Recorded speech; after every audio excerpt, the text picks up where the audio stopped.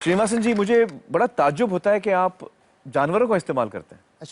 दरअसल जानवरों से बेहतर ये काम कोई नहीं कर सकता, इसीलिए हम उन्हें काम पे लगाते हैं। वो कैसे? देखिए, गाय के बारे में तो हम सब जानते हैं, गाय दूध देती है, पर 4-5 बछड़े पैदा करने के बाद जब गाय दूध देना बंद कर देती है तो लोग समझते हैं कि गाय बेकार हो गई है। इसी तरह लोग कचरे को भी बेकार समझते हैं, पर माइनस और माइनस के मिलने पर ही प्लस बनता है। बस इन दोनों चीजों को साथ में जोड़ने की जरूरत है। इसलिए हम सब्जी मार्केट से हर 4 घंटे में बचा हुआ माल उठाते हैं। कुदरत ने हर चीज के लिए वक्त दिया है, अगर उस वक्त के अंदर आप सही इस्तेमाल कर ले तो वो चीज बेकार नहीं रहती, उसमें से कुछ काम की चीज निकलती है। इसलिए हम अपने प्रोजेक्ट में गाय को अपॉइंट करते हैं, हर 35 किलो छिलकों के लिए एक गाय। उनका काम है इन सब्जियों के ताजे छिलकों को खाना, गोबर देना और फिर शेड में आराम करना, रिटायर्ड जिंदगी जीना।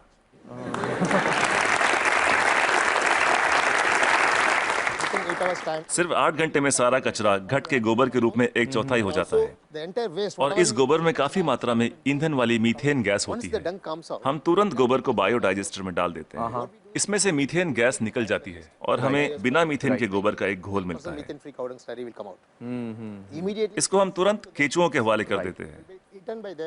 केंचुए उसे खा लेते हैं और उनके पेट से जो बाहर आता है उसे कहते हैं वर्मी कास्ट।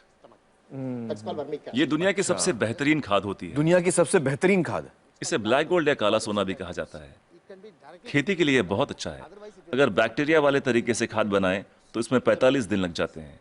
और यहाँ देखिए, सोमवार की सुबह 6 बजे माँ सब्जियां काटती है, 9 बजे गाड़ी आकर उसका बचा हुआ हिस्सा ले जाती है, 10:30 बजे हम वो गाय को दे देते हैं, शाम 6 बजे तक गोबर निकल आता है।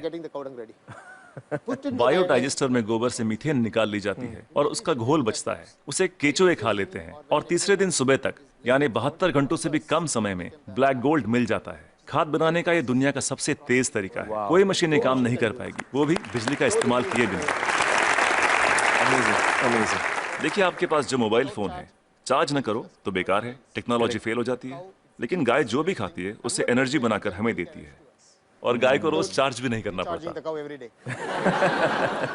और दूसरे जानवरों का इस्तेमाल कैसे होता है? मसलन मुर्गियां क्या करती हैं? जो सड़ी गली चीजें गाय को नहीं दे सकते उसे हम सीधा कॉम्पोस्ट पिट में डाल देते हैं, पर वहाँ उसमें मैगट्स पैदा हो जाते हैं। मैगट्स मतलब वो छोटे छोटे कीड़े? छोटे कीड़े। ये कीड़े मुर्गियों को बहुत पसंद हैं, चुन चुन के खा लेती हैं और बदले में अगले दिन सुबह बेहतरीन अंडे देती हैं। जो लोग कीड़ों को देखकर मुंह बनाते हैं वो अगली सुबह उन अंडों से बने ऑमलेट को बड़े मजे लेकर खाते हैं।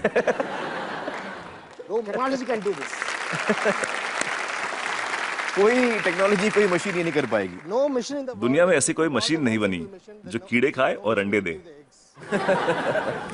बिल्कुल ठीक, बिल्कुल ठीक। लेकिन हर चीज में जहाँ कुछ खूबियाँ होती हैं वहाँ कुछ खामियां भी होती हैं। ओके। मुर्गियों के साथ एक परेशानी है, आप चाहे पूरा दिन उनसे काम ना लें, आराम करने दें, फिर भी वो रात को काम नहीं करेंगी। तो रात को कौन काम करता है? रात को हमें मेंढक को काम पर लगाना पड़ता है और वो सिर्फ नाइट ड्यूटी ही करते हैं। कुदरत का करिश्मा है, एक दूसरे की कमी को पूरा कर देते हैं। ना तनख्वाह मांगते हैं, ना बोनस, ना यूनियन बनाते हैं, ना हड़ताल करते हैं, बस अपने अपने काम में लगे रहते हैं। सही है, सही है। तो मुझे बताइए कि ये बतखें क्या करती हैं? बतख का पसंदीदा खाना है मछलियाँ। अब मछली बाजार का कचरा म्युनिसिपैलिटी के लिए सरदर्द होता है, पर वही मछलियाँ बतख के लिए दावत हैं। तो अगर आप हर 3 घंटे में मछली बाजार का कचरा उठा के बतखों को दे दे तो ये तुरंत हजम कर लेंगी। 15-20 मिनट में सब कुछ सफाचट और कचरा अगले दिन बतखों के खूबसूरत अंडों में तब्दील हो जाएगा।